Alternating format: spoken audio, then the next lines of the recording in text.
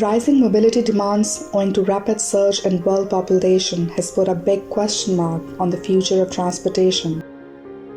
Accounting for around 1/5 of the global carbon emissions, how will the transport sector evolve to cope up with climate change? Will all the hype around electric vehicles yield any results?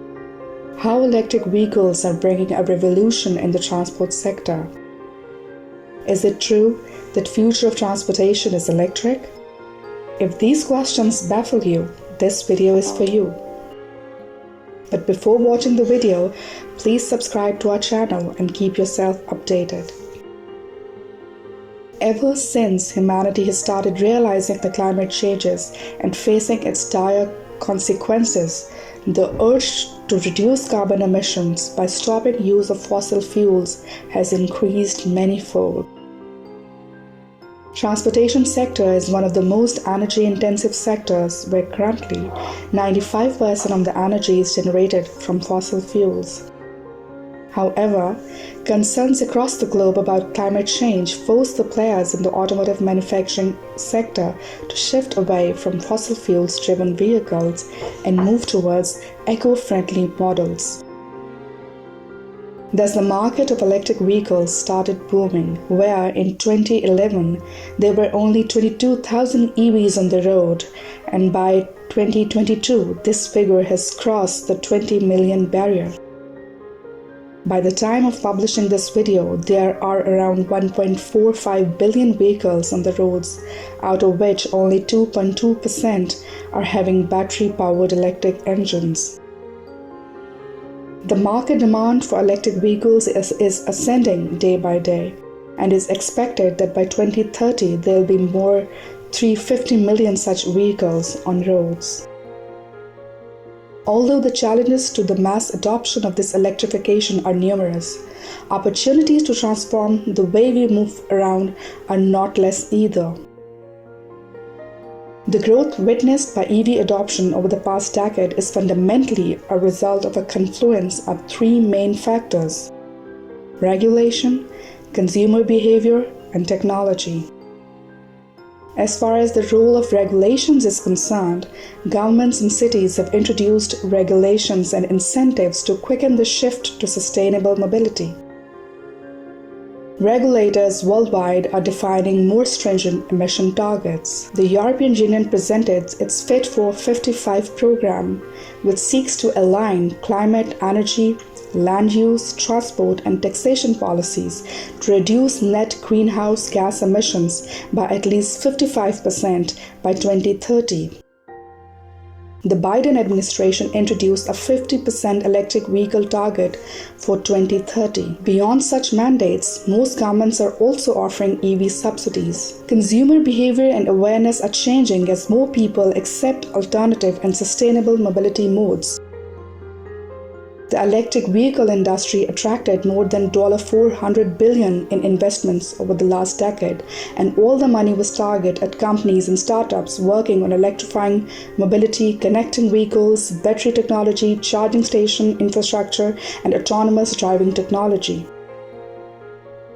Such innovations will help reduce EV costs and thus will help in mass adoption of this technology. Many people would switch to an electric vehicle to save money once the total cost of owning and operating an electric vehicle falls below than a comparable internal combustion engine, and consumer reports assert that the price in the US has already crossed that threshold. Worldwide demand for EVs will grow sixfold from 2021 through 2030, and annual unit sales would go from 6.5 million to roughly 40 million over that period. In recent years, rising sensitivity in the people about the climate crisis and impacts that fossil fuels are having on the environment have accelerated the momentum of sustainable mobility. But there are people who argue that electric vehicles will not be able to deliver as per the expectations attached with them, and their doubts do have some substance. Because there are several complicating factors that can compromise the promise that EVs are said to offer. First, there are high costs of installing sufficient accessible charging points, especially in countries with low levels of electricity access. Second, There are question marks about battery longevity and the cost and technical challenges of both replacements and recycling. Third, the volumes of critical metals required for batteries alone are huge, especially cobalt, lithium, and nickel. If the present supply constraints are not addressed, then the price of EVs is likely to remain prohibitively high for many prospective users.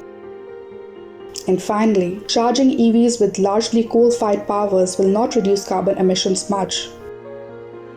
Now, despite these hurdles, governments and industry experts around the world are hopeful that by 2030, 60% of new vehicles sold will be electric, and by 2050, half of the vehicles on roads will be battery-powered.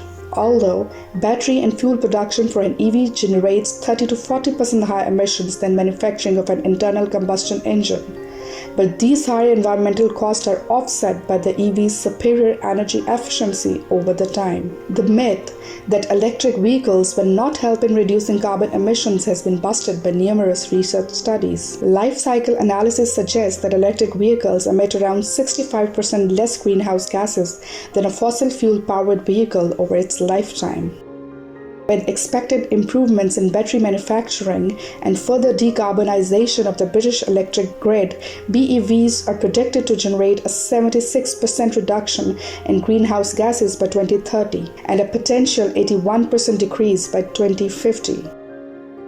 The environmental impact of all the growth in the number of electric vehicles will be humongous. By achieving a 60% share of battery electric and plug-in hybrid vehicles on the road, more than 60 billion tons of carbon dioxide could be saved between now and 2050. This will be equivalent to planting 2,700 billion new trees.